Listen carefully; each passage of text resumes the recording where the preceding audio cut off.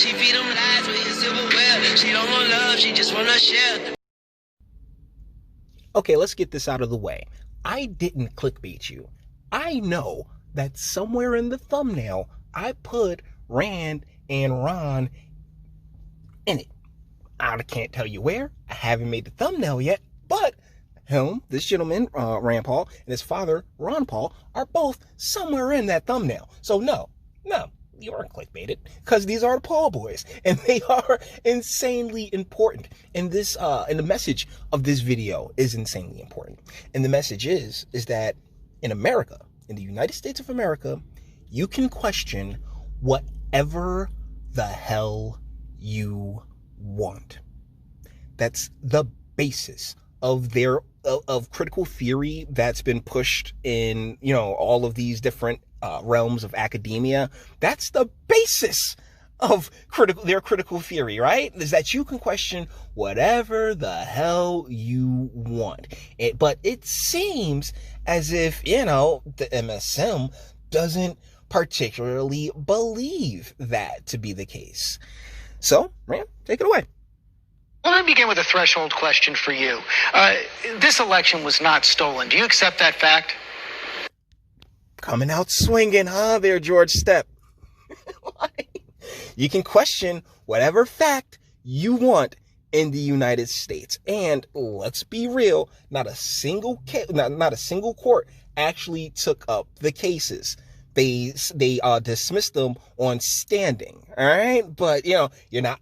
Hey, you can't question anything. Well, what I would say is that the debate over whether or not there was fraud should occur. We never had any presentation in court where we actually looked at the evidence. Most of the cases were thrown out for lack of standing, which is a procedural way of not actually hearing the question. There were several states in which the law was changed by the Secretary of State and not the state legislature. To me, those are clearly unconstitutional, and I think there's still a chance that those actually do finally work their way up to the Supreme Court. You heard that word that he said? Did you catch that word that he said? Constitutional? Huh? It was rather unconstitutional. How I've been on this planet for 39 years. 2020 was unprecedented in every way imaginable, guys. Not just on this planet, in this country. I'm an American. I was born here, raised here. My family, descendant of American slavery. In my 39 years of life, 2020 was a first on all levels. And there was a lot of, if you do something right, you know what I'm saying? I know that there haven't been technically there's been way more than 39 elections throughout the course of my lifetime, because every year there's 3 elections. So there's at least 3 elections. So to change everything at such a large scale at this very precise and particular moment, as someone, once again, 39 times on this earth, been doing this 39 times, guys, shenanigans. At the very least, you kind of have to call shenanigans, right? Courts traditionally and historically don't like to hear election questions. But yes, were there people who voted twice? Were there dead people who voted? Were there illegal aliens who voted? Yes, and we should get to the bottom of it. I'll give you an example. In my state, when we had... Real quick, because there are endless examples. I have examples up on this channel. These things never got before the courts. They all got tossed based on standing. I mean, guys... Huey Freeman was right. Democrat Secretary of State, she refused, even under federal order, to purge the rolls of illegal voters. We got a Republican Secretary of State, and he purged the rolls. Senator Paul, I make a difference, and those things I have to stop you there. No election is perfect, but there were 86 challenges. But that's the thing. Through all the how many times we, from the municipal level all the way up to the federal level, how many elections have there been? I mean, we should have it perfected by now, shouldn't we? Unless, shenanigans. filed by President Trump and his allies in court all were dismissed. Every state certified the results after investigations, after investigations, counts, and recounts. The Department of Justice, led by William Barr, said there's no widespread evidence of fraud. Can't you just say the words, this election was not... Yeah, but that's the thing. Here in this country, right, in the United States of America, we have a judicial system for a reason. And if the judicial system doesn't even hear the argument, then it doesn't, I don't give a shit what William J. Barr has to say. I don't give a shit what anybody else has to say. I would care once we get through the judicial system, once the judges and the public get to see all of the evidence put out and, and going through the trial and all that other fun stuff. Like, we deserve that. We should get that. We never got that. And that's really where the problem lies. You're trying to memory hole us into thinking like, wait, well, this was completely on the up and up, when literally everything else is more on the goes towards the otherwise, says otherwise. What I would suggest is that if we want greater confidence in our elections, and 75% of Republicans agree with me, is that we do need to look at election integrity, and we do need to see if we can restore confidence in the elections.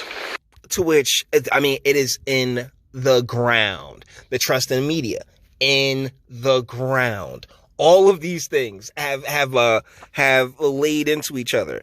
But there's 75%. There's something else that there's another Paul that I want to get to. Hold on, and that's this is his dad.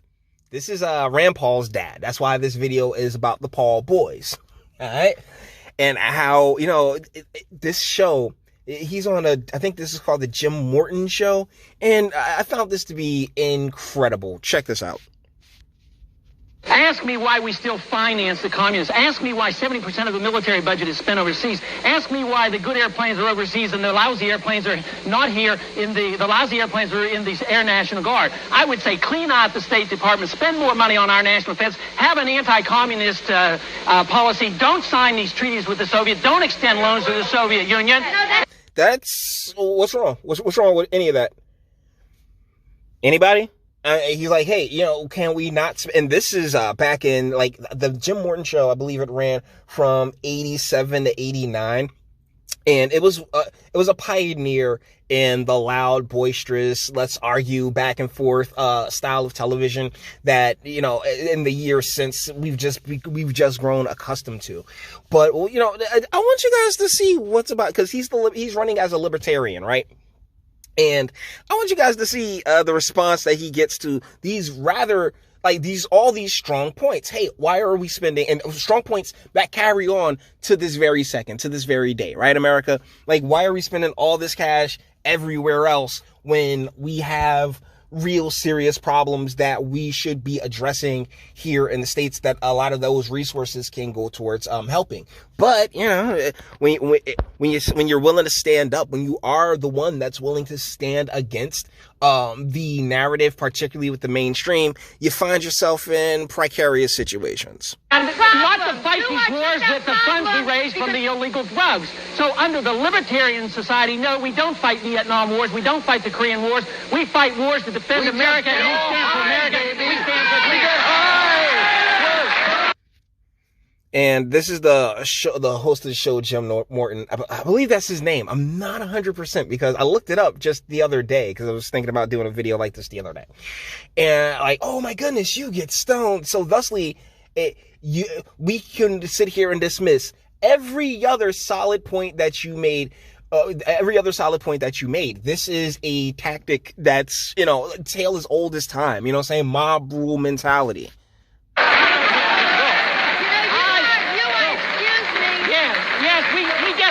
We get high, Mark. We get high on the ideas of freedom. We get high because freedom and liberty is worth it. Just say no. The reason I'm not one of those people that fondles Reagan's balls. Like, oh my goodness. Hey, here we are Like, you know, this was like between 87 and 89. We're sitting in the year 2021, and quite a few people have come to realize what a terrible call that was, as far as the drug war, as far as, you know, it's the willingness to relinquish freedoms for, you know, think of the children and public safety and the like, has really just worked this country into the position where it is right now.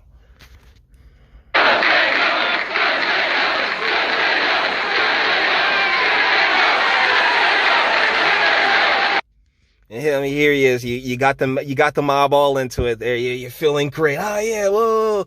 And here we are all these years later, and guess what? The mob was wrong. The mob's been wrong.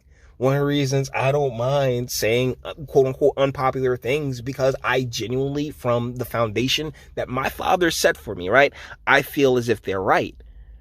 But these folks, these folks are more than happy to just run along with the mob mentality.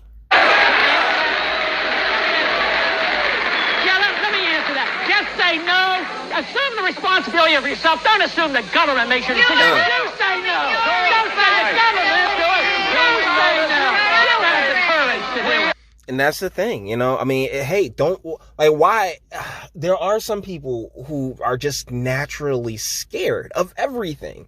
And so thusly, they are willing to hand over this, to sacrifice their freedoms for, you know what I'm saying, for a little bit of security. But the deal is that you can do that. That's on you. If you don't want to, you know what I'm saying, do that thing, by all means, don't do that thing. Just don't make legislation, you know, trying to destroy the lives of those who actually want to do that thing, because guess what? They should have, they are entitled to the same freedoms that you're entitled to. And you both have the freedoms to, you know, either participate or not to participate. I think I detect his voice changing. Maybe his cojones are getting small. Really? Wow, man. Wow. He's the one standing up to the mob, but he's the one whose balls are getting smaller. Guys, this nonsense has been in the works. This gummy bullshit has been in the works for the longest, and it's so important to see. No-nos against drugs. It's a program geared primarily down to kindergarten. And look at the generation of people that have come up since. The participation award trophy and all these other snowflakes. No. Look, like, yeah, all these people who are happy to just, you know, whatever government says, run with it. Guys, it's just, nah, man. Nah, not over here. That's why I believe that it was important to make this video, to show you guys that, hey, a lot of these arguments have persisted for the longest, and we've been wrong. Like, the mob is wrong. The mob is wrong more often than not. But, hey, with that being said, we're going to bring this one to an end. All the internet stuff, if you like it, toss it a like, dislike, go ahead, do that too. Nobody's scared of you. Sub, if I'm a fantastic voice and you want to get videos like this every single day, share, because sharing is caring. And YouTube and Bitchute and like are the biggest fans of your boy over here for very obvious reasons. Bang the bell for notifications. Get something from the Teespring. Check me out on Patreon. Do everything. I'm talking about demolish, dismantle, decimate the description box and speak. Let me know. What do you guys think in the comments?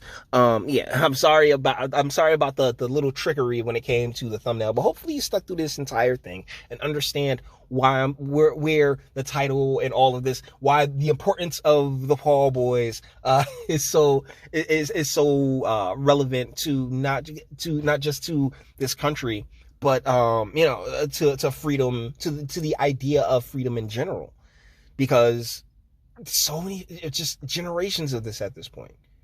Happy to say, yes, sir, government, whatever you so say. And that's worse than slavery in my opinion, when you're not even allowed to ask questions. That's what they're truly looking for. They're the ones truly looking for slaves now, aren't they?